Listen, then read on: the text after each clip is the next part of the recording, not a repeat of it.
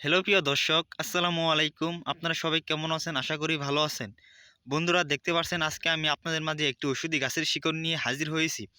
বন্ধুরা, যে সমস্ত ভাইয়েরা স্ত্রীর সাথে দীর্ঘ সময় সহবাস করতে পারেন না, স্ত্রীর সাথে সহবাস করতে গেলেই কিন্তু আপনাদের 2 থেকে 3 মিনিটের মধ্যে আপনাদের পানি বের হয়ে পড়ে।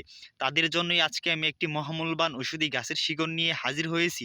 যে ঔষধি গাছের শিকড়টি যদি আপনারা নিয়মকানুন মেনে আপনারা যদি আপনাদের কোমরে ধারণ করেন, তাহলে আপনার স্ত্রীর সাথে আপনি টানা 40 থেকে 50 মিনিটের মতো সহবাস করতে পারবেন। দুনিয়ার বুকে এমন কোনো নারী নেই যে আপনাকে লজ্জিত করে, আপনাকে পরাজিত করে এই ঔষধি গাছের শিকড়টি আপনাদের কোমরে ধারণ ধারণ করার পর, বন্ধুরা, এই ঔষধি গাছের সাথে আজকে আমি আপনাদের পরিচয় করে দেব।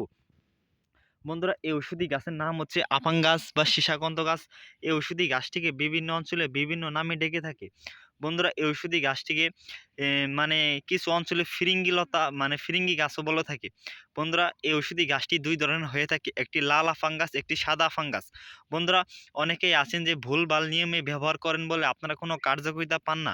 যদি আপনারা সঠিক নিয়মে যদি ব্যবহার করতে পারেন, তাহলে আপনারা অবশ্যই এই ঔষধি গাছের আপনারা কার্যকারিতা পেয়ে যাবেন। যদি ঔষধি গাছের শিকড়টি আপনাদের কোমরে ধারণ করার পর যদি কোনো রোগী বলতে পারেন যে আমরা কোনো উপকারিতা পাই নাই, তবে আমরা আমাদের কবিরাজি চিকিৎসা ছেড়ে দেব। কারণ বন্ধুরা, মানুষ মানুষের সাথে বেইমানি করে, ঔষধি গাছ কখনো মানুষের সাথে বেইমানি করে না। বন্ধুরা, এই ঔষধি গাছটি হয়ে থাকে 2 ধরনের, একটি লাল আফাং গাছ, একটি সাদা আফাং গাছ। বন্ধুরা, লাল আফাং গাছ এবং সাদা আফাং গাছ আপনারা চিনবেন কি করে?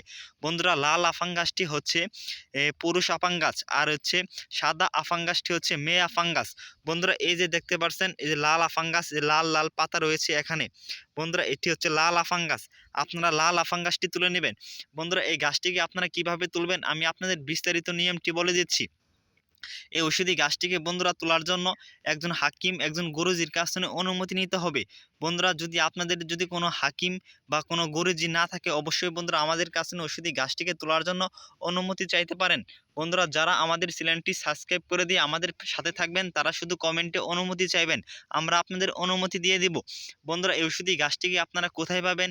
ঔষধি গাছটিকে যদি আপনারা ভালোভাবে খোঁজ করে দেখেন, তাহলে কিন্তু এই ঔষধি গাছটিকে আপনারা বিভিন্ন রাস্তাঘাট, বিভিন্ন জঙ্গল এবং কোনো পতিত ক্ষেতের আশেপাশে আপনারা খুব সহজেই ঔষধি গাছটিকে পেয়ে যাবেন। এই ঔষধি গাছটিকে পাওয়ার পর এই ঔষধি গাছের যে বন্ধুরা, এই যে দেখতে পাচ্ছেন লাল লাল পাতাগুলো, এই লাল লাল পাতাগুলো দেখে আপনারা লাল আফাং গাছটি খুঁজে নেবেন। খুঁজে নেওয়ার পর এই লাল আফাং গাছটি আপনারা শনিবার অথবা মঙ্গলবার দিন আপনাদের তুলে নিতে হবে।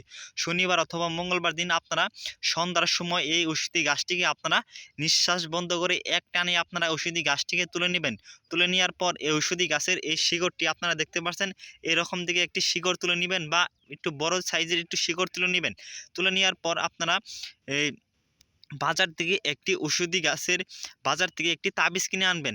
যে কোনো একটি তাবিজ কিনে আনবেন। একটি কথা মনে রাখবেন যে বন্ধুরা, একটি তাবিজ যে আপনারা কিনে আনবেন, ওই একটি তাবিজ কিন্তু আপনাদের এক দামে কিনে কিনে আনতে হবে। আপনাদের কিন্তু দামাদামি করা যাবে না ওই তাবিজটি। তারপর আপনারা ওই তাবিজটি এনে আপনারা এই শিকড়টি আপনারা ছোট করে আপনারা একটি অংশ নিয়ে তারপর আপনারা ওই তাবিজের মধ্যে ভরে দিবেন। ওই তাবিজের মধ্যে ভরে দেওয়ার পর আপনারা ওই তাবিজটি কিন্তু তারপর আপনারা ওই তাবিজের মুখটি মোমবাতির আঠা দিয়ে লাগিয়ে যখন আপনার স্ত্রীর সাথে আপনি সহবাস করতে যাবেন, তখন একটি নিয়ত করে নেবেন যে আমি আমার স্ত্রীর সাথে দীর্ঘ সময় সহবাস করার জন্য এই তাবিজটি আমার কোমরে ধারণ করিলাম। এইভাবে একটি নিয়ত করে নেবেন। তারপর যদি আপনার আধা ঘন্টা পর দেখবেন আপনার মিসিং পাগলা ঘোরার মতো লাফাচ্ছে, তখন যদি আপনার স্ত্রীর সাথে আপনি সহবাস করেন, তাহলে আপনার স্ত্রীর সাথে আপনি টানা 50 থেকে 60 মিনিটের মতো সহবাস করতে পারবেন। যদি কোনো রোগী বলতে পারেন যে আমরা কোনো কার্যকারিতা পাই নাই, তবে আমরা আমাদের কবিরাজি চিকিৎসা ছেড়ে দেব। বন্ধুরা, যদি ভিডিওটি ভালো লেগে থাকে, অবশ্যই আমাদের চ্যানেলের সাথে থাকবেন। ধন্যবাদ সবাইকে। আসসালামু আলাইকুম।